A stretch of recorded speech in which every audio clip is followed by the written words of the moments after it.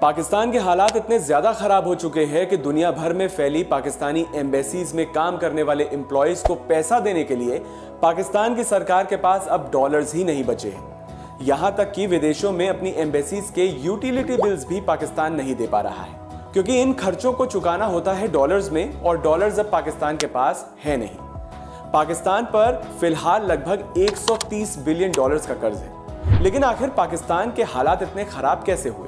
भारत और पाकिस्तान 1947 में एक साथ ही आजाद हुए थे, लेकिन ये बात शायद कम ही लोग जानते हैं कि आजादी के बाद 1960 के दशक में पाकिस्तान की पर कैपिटा जीडीपी भारत के मुकाबले ज्यादा अच्छी थी। आज भारत दुनिया की 5वीं बड़ी इकोनॉमी बनकर उभर रहा है, तो वहीं पाकिस्तान कर्ज के एक ऐसे ट्रैप में फंस चुका है जिससे निकलने के लिए भी उसे कर्ज ही चाहिए। स्टेप बाय स्टेप समझते हैं कि आखिर पाकिस्तान के आर्थिक हालातों के खराब होने के लिए कौन जिम्मेदार था। पाकिस्तान की इकोनॉमिक क्राइसिस के लिए 3 मेजर फैक्टर्स जिम्मेदार हैं: डिफेंस, इंपोर्ट और पॉलिटिकल अनस्टेबिलिटी।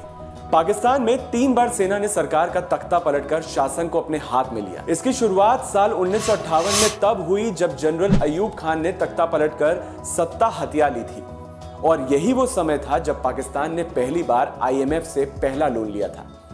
पाकिस्तान ने कभी भी कर्ज के पैसे को ऐसी जगह इन्वेस्ट नहीं किया जिससे उसे रिटर्न्स मिले, बल्कि वो सारा पैसा अपने डिफेंस में झोंकता गया।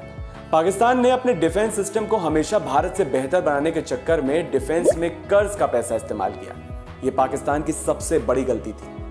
विदेशों से पाकिस्तान जो लोन लेता रहा, उससे ना तो देश में इंडस्ट्री सेटअप की गई और ना ही मैन्युफैक्चरिंग यूनिट। नतीजा यह हुआ कि पाकिस्तान अपनी हर जरूरत की चीज के लिए विदेशों पर निर्भर रहा।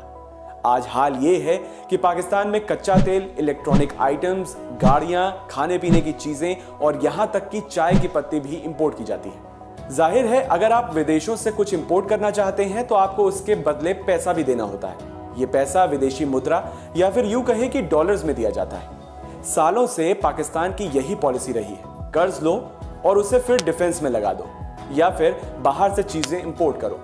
ऐसे में आर्थिक संकट तो आना ही था। पाकिस्तान में विदेशी मुद्रा भंडार लगातार कम होता जा रहा है। पाकिस्तान के पास अब विदेशी मुद्रा भंडार सिर्फ 9.3 अरब डॉलर्स का बचा है, जिससे सिर्फ कुछ ही दिनों तक आयात किया जा सकता है। पाकिस्तान अब तक IMF से 21 बार कर्ज ले चुका है। इसके अलावा उसने वर्ल्ड बैंक के साथ साथ कई मुल्कों से उधार ले रखा है। अगर पाकिस्तान अपनी पॉलिसीज को नहीं बदलता है तो कुछ ही समय में यह देश श्रीलंका की तरह कंगाल हो सकता है।